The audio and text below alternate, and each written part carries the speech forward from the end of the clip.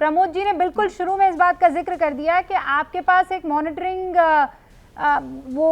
करने के लिए ईडी और बाकी दूसरी संस्थाएं हैं, ये आरोप आप पर शुरू में एकदम लगाया था।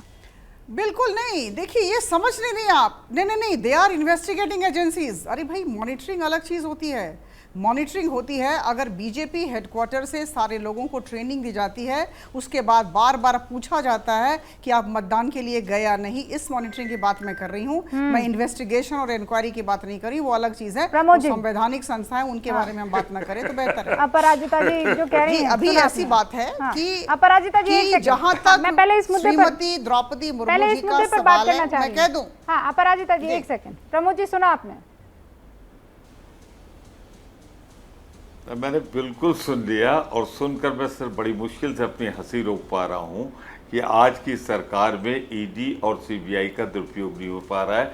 सुप्रीम कोर्ट ने अभी क्या कहा है ये सबने सुन लिया है, तो मेहरबानी करके सुप्रीम कोर्ट जो कह चुका है उसे मैं दोहराऊं, उससे कोई फ़ायदा नहीं। पर एक बात जरूर मैं कहना चाहता हूँ, प्रदीप जी यहाँ पर राजनीतिक विश्लेषक के तौर पर आते हैं। उन्होंने कहा कि विपक्ष का ये दिवालियापन है कि यशवंत सिन्हा की तारीफ की जा रही है। मैंने जो कहा था, दोनों का सीक्वेंस जोड़ लीजिए। दोनों भाजपा है, एक अटल जी की भाजपा और एक मोदी जी की भाजपा।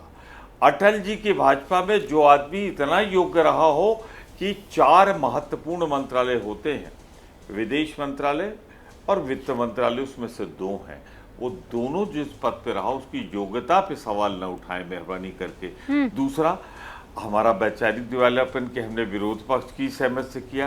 गिनती ऐसी है कि अगर कहीं से नाम आएगा, योग्य होगा तो हम स्वीकार करेंगे। पर जरा मुझे बता दें मेहरबानी करके कि शिवसेना का जो मुख्यमंत्री आपने स्वीकार किया है, कल तक आपके स्तुतिगान करने में सिंधे साहब सबसे आगे थे। जिस तरह की चुभती हुई बातें वो कहते थे, उद्धव ठाकरे भी नहीं कह पाते थे। और आपने, मैं आपके लिए नहीं कह रहा हूं क्योंकि आप हैं इंडिपेंडेंट राजनीतिक विश्लेषक, मैं बीजेपी के लिए कह रहा हूं कि आज उन्हें बेचारे देवेंद्र फडणवीस अपने कपड़े उपड़े धुलवा के, क्रीज यूज करा के तैयार होके पहुंचे, मिठाई खा के पहुंचे, और वहां उनको मुख्यमंत्री बना दिया। आसाम में जो भाजपा के लिए मरते जीते रहे, आपने उन्हें नहीं बनाया, आपने कांग्रेस से ले जाके बना दिया। फिर बार लीक से हटकर बात कर रहे हैं, बात कुछ हो रही है, क्या कुछ रहे हैं। अब लीक से हटकर बात कर रहे हैं, अब ये लीक सिखाएंगी मुझे अपराजिता जी। अब आप लीक ना सिखाइए, लीक पे चलना क्या होता है, कुछ दिन बाद अगर आप लीक से हटेंगे तो निश्चित तौर पर बोलूंगी कि लीक पर रहिए। नहीं सिखा पाओगे। वाद विवाद का विषय अलग है, ये काम रूबिका लियाकत जी का है, आपका नहीं है। का विषय अलग है और राष्ट्रपति निर्वाचन के विषय में बातचीत हो रही है। पे हाथ रख दिया मैंने, कमजोरनेस पे हाथ रख दिया मैंने, तो अगली बात हो रही है, मैं जवाब दे रहा हूँ उनका।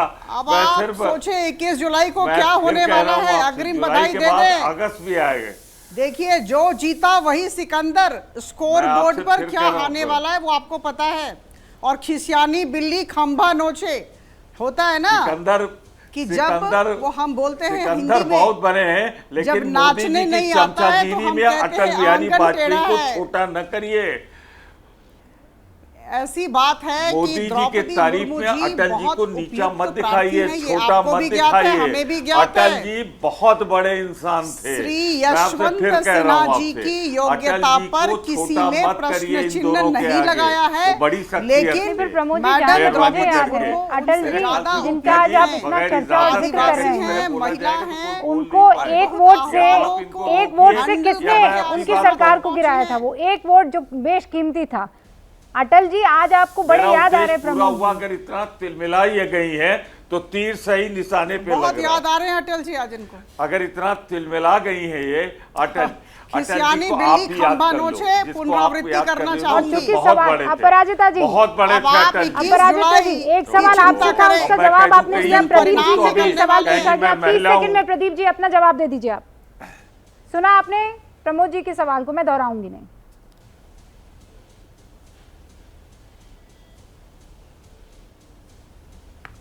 नहीं, प्रमोद जी के सवाल का ही जवाब दे रहा हूं। उन्होंने खुद ही जवाब दे दिया। 140 करोड़ लोगों में उम्मीदवार खोजने गए तो अटल जी का जो योग्य व्यक्ति था वही मिला। यानी आपको योग्य व्यक्ति चाहिए तो अटल जी के समय जो योग्य लोग थे वो मिलेंगे। तो बीजेपी की विचारधारा से बाहर कोई योग्य है ही नहीं क्या? आप तो बीजेपी की विचारधारा के खिलाफ लड़ रहे हैं ना। अरे अब वो सिंबल तो वो होना चाहिए। गोपाल कृष्ण गांधी होते तो वो सिंबल बनते, बीजेपी की विचारधारा के खिलाफ होते।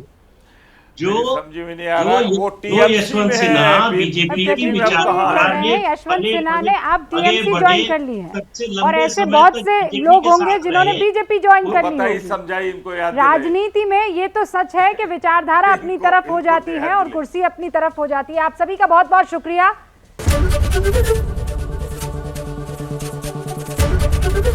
एबीपी न्यूज आपको रखे आगे।